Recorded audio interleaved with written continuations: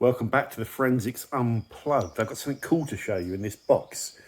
Don't forget to hit subscribe as well. Before we get started, just finished the video on the graphene, auto-finished graphene, what's it called? Filler liquid wax. And this is another discussion about sheeting and beading, because it's a real sheeting product, isn't it? Well, it looks like it anyway to me. And a lot of you, or about half of you, sort of like sheeting and say you want your products to sheet because, you know, it doesn't leave water spots, which kind of makes sense, doesn't it? It like sheets the water off of the car. Not a lot of people admit to liking beads, but I like beads. I'm not that fussed. I'm really not that fussed. You know, I like a product which goes on nice. That's always really important to me. But the whole thing with beading and sheeting that I do notice is, if we look at the test panel out here in the water, with one side auto finesse and one side a beady liquid wax, I suppose this has been degraded a bit now, but really, you know, when it rains, and it's stopped raining now, it was raining a bit ago, it's Tuesday today, really when it rains, there isn't much difference. You know, you look at the areas with no product and it's completely flat. You know, there just isn't much difference after a few days. Yes, there's a little bit of a difference when the products are just freshly coated now on the maximum zing, isn't there? But once that zinging's gone down a bit, and yes, we've done the test on that, it doesn't make too much difference. So, but I guess everything we do on the channel, when we're looking at the car, is all about splitting the detailing atom, isn't it? A lot of it isn't major. So like I say, my priority really is a product which goes on and off well. And whatever it's offering you, I think it, you know, beading or sheeting, I do like it to be able to keep demonstrating that, you know, rather than just disappear very rapidly. And I think a lot of people do. Yeah, application is very important. So, but yeah, maybe my tests where I mark on hydrophobicity favour like beading products when you might not want that, and that means it creates a problem that a sheeter can never really win. Although sheeters have one sometimes. So yeah, it's just interesting. I'm not sure right or wrong, but what you can do with my tests is just sort of like remove the hydrophobicity from your head and just like then sort of get the products which give you what you want, which we've already said as well. So it's all good. It's just, yeah, this is what it's all about, just having a little chat about it. So the car's good. I've used the Geon Tire Express on here as well, and it's just really good. It's really working, and it works, like I mentioned in other videos, it works on the, everything works on these Falcons, but not everything works on the Michelin's, but the Tire Express does. And I just sort of paint it on wet and leave it, and it really does go well. Just want to make sure it's not another delivery. I've got loads of deliveries coming today. So let's have a look what's in here, guys. Oh, it's glued in. Oh, it's one of these glued boxes. Hold on.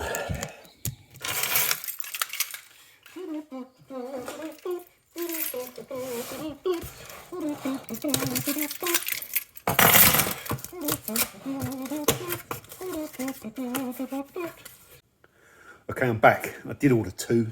They're 23 quid each plus delivery, so I paid 50 quid. I've ordered, these are 90 by 10 centimeters deep, okay? Stainless steel. I got them from Display Pro that do loads of these shelving. I was just gonna order one to have a look at them, but I must have gone in with two. I must say, these wall mountings that have come with it. Now I'm going to go deeper than those. I'm going to put these up here, but with these little bastards, get like a mosquito will come in. I can land on it and it will fall. The weight of the mosquito will pull it off the wall. If in doubt, when mounting stuff to a wall, go hardcore. Go hardcore. So let's have a look at these. These are primarily for my Geon stuff, okay? Because I want it on display. These things look so good, but I don't get a chance to look at them when they're all tucked up in here. So like, that's the whole point of having them, is get them out on display. So look at that, perfect size. I knew it. One of them will be too big and it won't fit in. No, that's it. That's the widest one, I think. Yeah. So all of this stuff, it's ideal, absolute ideal size, nice and simple for bottles. Nice and affordable at 23 quid. That seems like a good deal. And it seems there's no like sharp, rough cuts. It's all good. I'm tempted to put another hole in it just so we have 3 holes there. So we can, we can make sure it's not going to fall off. But I think it's going to be all right with 2. Don't know. But how cool is this going to look? So we're going to mount those up there. And I've seen enough of these now to know that they're good. So the only thing is, have I made a mistake with the length? Because if these are 900 long, my little brain... Oh, sorry, guys. Just had the old Mackie D's going through me. Just give me a second. Yeah. It's better. If those are 900 long, then that's going to be 1800. Let's get on... Oh... On guard. Let's get this thing out. Measure this. Sorry, the camera's going to be flying around. 90. So that means we've got 1.8 meters. That's going to be too long, isn't it? Hold on a second. I've got to put the camera down because you guys are going to be getting busy.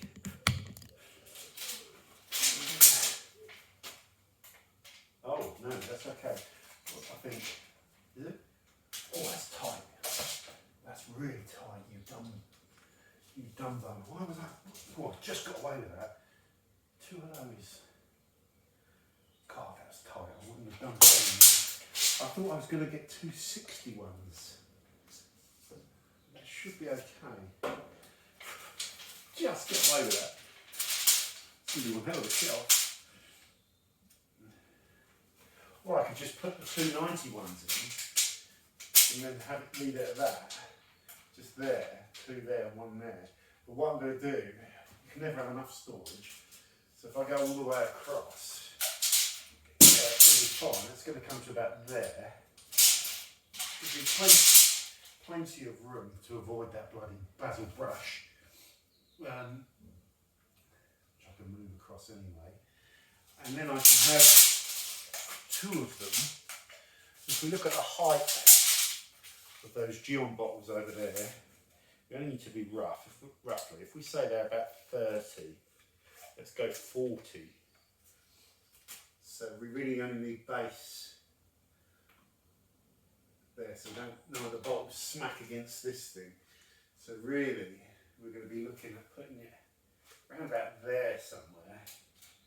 And if we have another 40, we'd be looking at putting the other one around there somewhere.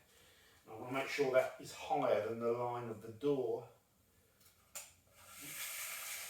So that when I come in, open my door, the glass doesn't smack on it when I'm stuck for space, and it won't.